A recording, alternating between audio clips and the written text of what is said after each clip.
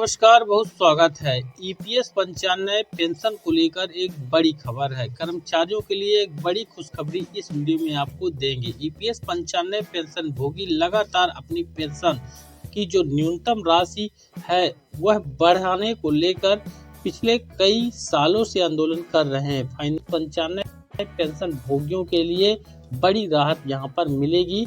Video को अंत तक जरूर देखिएगा। ईपीएस 95 को लेकर एक लेटेस्ट न्यूज है। पीएम के नेतृत्व में 75 लाख पेंशन भोगियों को 7,500 रुपए मिलेगा। यहाँ पर किस प्रकार से मिलेगा और क्या यहाँ पर प्रस्ताव है, कंप्लीट जानकारी आपको इस वीडियो में दिखाएंगे। इसको पूरा जरूर देखिएगा। देश के लाखों पेंशनर्स के लिए एक महत्वपूर्ण सामाजिक सुरक्षा योजना ईपीएस है, जिसके माध्यम से संगठित क्षेत्र के कर्मचारियों को रिटायरमेंट होने के बाद पेंशन उपलब्ध कराई जाती है, ताकि उन्हें आर्थिक सुरक्षा प्राप्त हो सके। और हाल ही में ईपीएस 95 पेंशन भोगियों के लिए एक महत्वपूर्ण खबर सामने निकल कर आ रही है। बताते चले कि प्रधानमंत्री की अध्यक्षता में लोकसभा ने एक विधेयक पारित किया है, जिसके अंतर्गत पेंशन भोगियों के लिए न्यूनतम पेंशन को बढ़ा करके 7,500 रुपए प्रति माह करने का प्रस्ताव दिया गया है। इस फैसले से देश के लगभग 75 लाख पेंशन भोगियों को सीधा लाभ प्राप्त होगा, जो लंबे समय से पेंशन में वृद्धि को लेकर लगातार मांग कर रहे थे।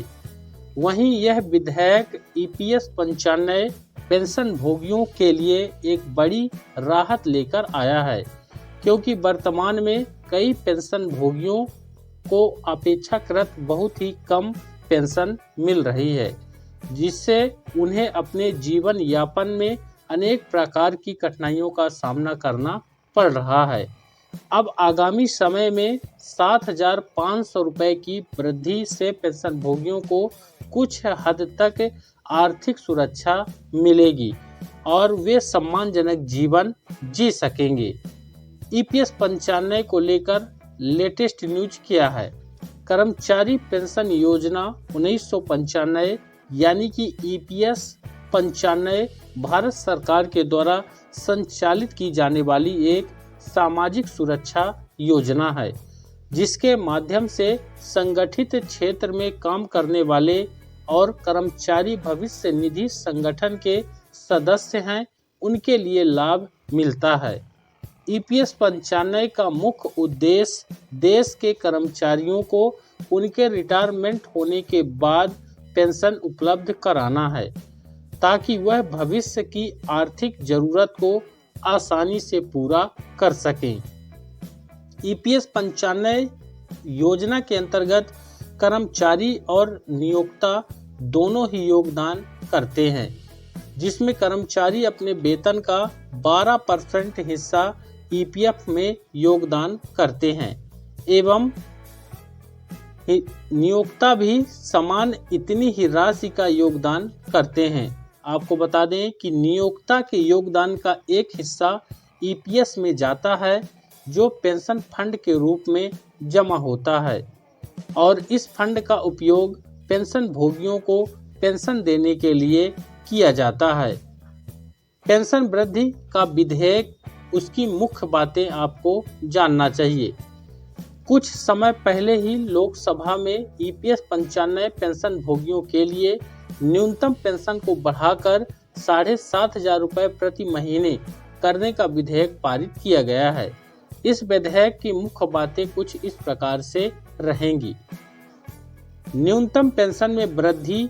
विधेयक में न्यूनतम पेंशन में वृद्धि होने से राशि 1,000 रुपए जो वर्तमान में है, ये बढ़कर के 7,500 रुपए प्रति माह करने का प्रस्ताव दिया गया है।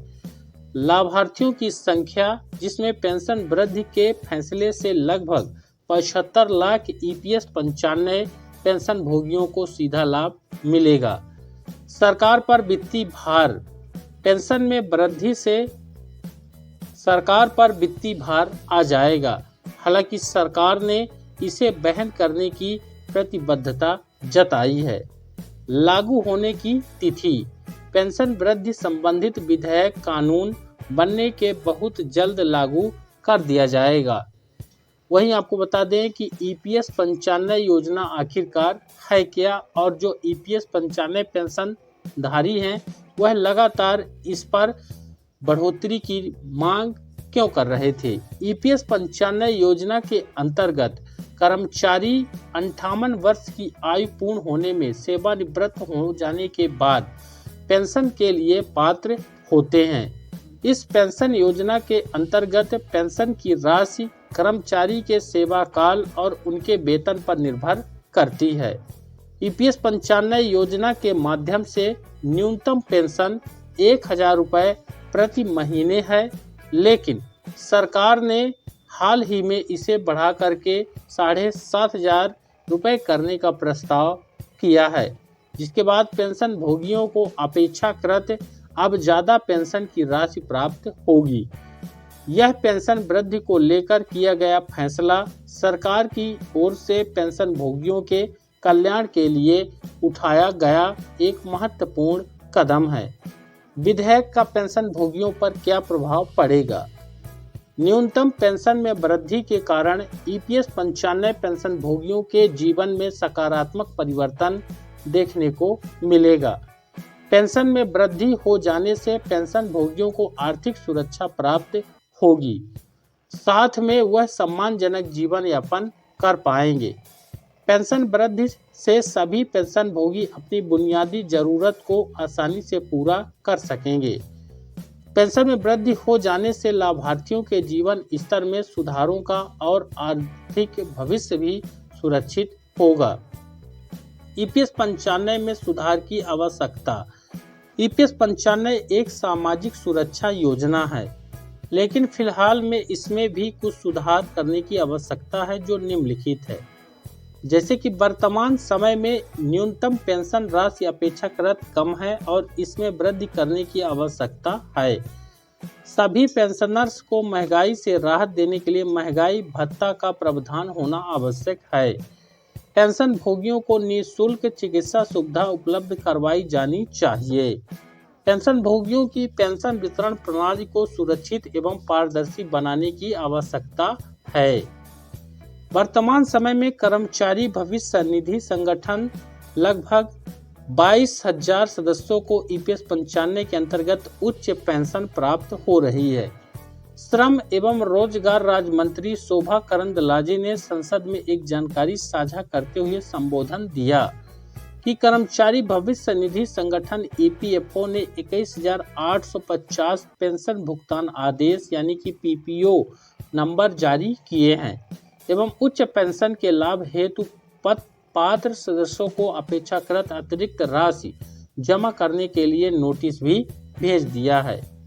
इसके अलावा EPFO सदस्य के द्वारा कर्मचारी पेंशन योजना यानी कि EPS 95 के अंतर्गत उच्च पेंशन के लाभ के लिए कल 17.48 लाख आवेदन जमा किए गए थे। आपको बताते चले कि उच्च पेंशन हेतु ऑनलाइन सुविधा भी शुरू की जा चुकी है, जिससे सदस्य पेंशन भोगी एवं नियोक्ता संयुक्त रूप से ऑनलाइन आवेदन भी कर सकते हैं। दोस्तों, यह जानकारी अत्यंत महत्वपूर्ण है। मुझे उम्मीद है यह जानकारी आपके लिए बेहद ही लाभकारी होगी। इस वीडियो में जो भी जानकारी आपको दी गई है वो अलग अलग स्रोतों से प्राप्त की गई है, इसमें परिवर्तन अधीन है। आप सभी व्यूअर्स पाठकों को सलाह दी जाती है कि कोई भी निर्णय लेने से पहले आधिकारिक स्रोतों से जानकारी की पुष्टि कर लें। वर्तमान में सरकार ने EPS 95 पेंशन वृद्धि करने का निर्णय लिया है, लेकिन 2025 में प्रस्तावित बदलाव हैं उन बदलावों को अभी मंजूरी नहीं मिली है। यह महज एक प्रस्ताव है जिस पर जल्द ही मुहर लग सकती है। वीडियो को ज़्यादा से ज़्यादा लाइक करके शेयर कर दीजिएगा। चैनल पर नए हैं तो सब्सक्राइब जरूर कर लीजिएगा। धन्यवाद।